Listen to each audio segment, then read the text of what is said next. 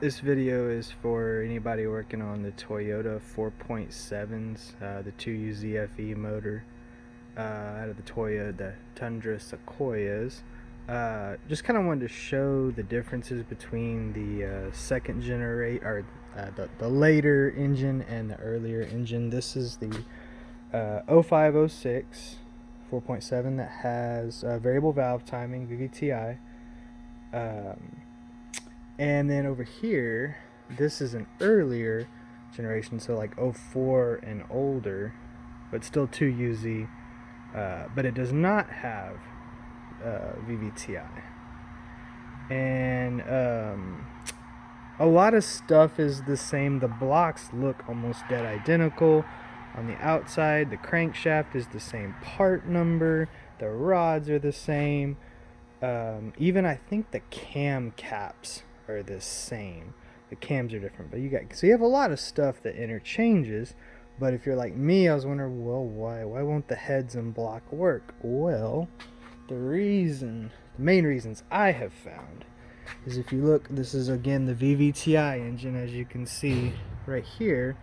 These are your your solenoids, pressure solenoids that actually activate the phaser inside the underneath this cover. If you look on the top of the head, as you can see, this big gaping hole right here is where the camshaft position sensor lives. Obviously, for VVT, for variable valve timing, the computer has to know where the cams are at, and there's one on each side. You can see the other one right there. On the older generation that didn't have VVTI, as you can see, it's just a blank. It never actually was drilled. Another head's over here, but it's the same thing. So that's what I've found. That's why the heads won't work.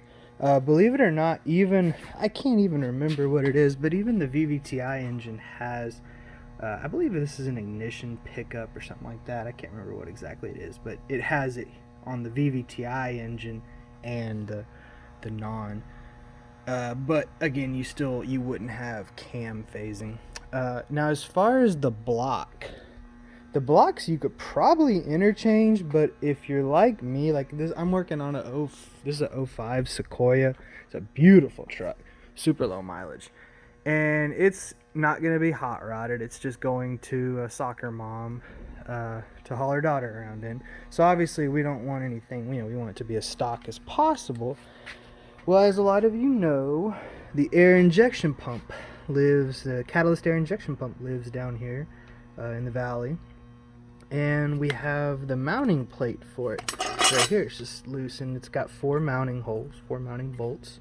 Well, on a non-VVTI engine, the older one, you don't have those mounting bolts, as you can see. Now, I mean, obviously you could probably fabricate something, I guess, if you wanted to, but I have found that that's one of your major differences.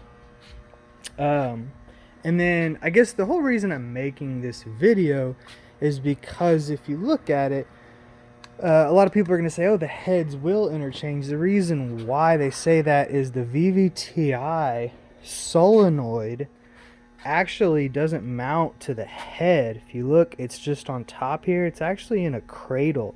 It's not even part of the head. So if you come over here, the actual engine for this Sequoia above me isn't here. It's at the machine shop. But this is the cam cradle out of it. And as you can see, there's a hole right there. That's where the oil pressure solenoid activates or phases the cam phaser, which sits outside here. So this bolts onto the head, and so it's